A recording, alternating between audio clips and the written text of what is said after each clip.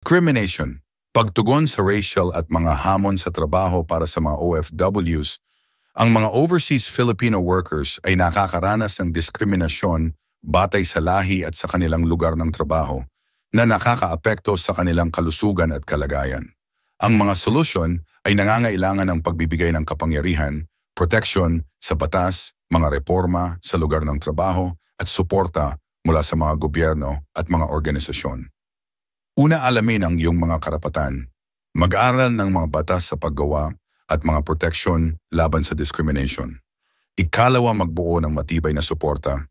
Sumali sa mga lokal o online na grupo ng OFWs. Ikatlo, i-promote ang sensitibidad sa kultura. Dapat magbigay ng pagsasanay sa sensitibidad sa kultura ang mga employer. Ikaapat, iulat at tugunan ang discrimination. Magdokumento ng mga insidente ng diskriminasyon para sa legal na suporta. Ikalima, samantalahin ang suporta ng gobyerno. Palakasin ang mga kasunduan sa paggawa upang protektahan ang mga OFWs. Ika-anim, palakasin ang kooperasyon sa pandaigdigang antas. Palakasin ang mga kasunduan upang protektahan ang mga OFWs. Magtaas ng kamalayan upang magbigay ng pressure sa mga bansang pinagtatrabahuhan. Ikapito, suporta para sa kalusugang pangkaisipan.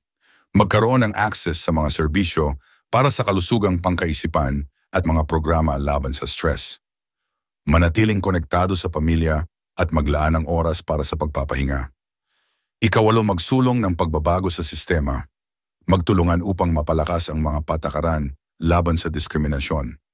Magtaas ng kamalayan upang mabawasan ang stigma at itaguyod ang makatarungang pagtrato. Ang pagtutok sa mga issue ng discrimination ay nangangailangan ng pagtutulungan mula sa mga OFC, employer, gobyerno at mga advocacy groups.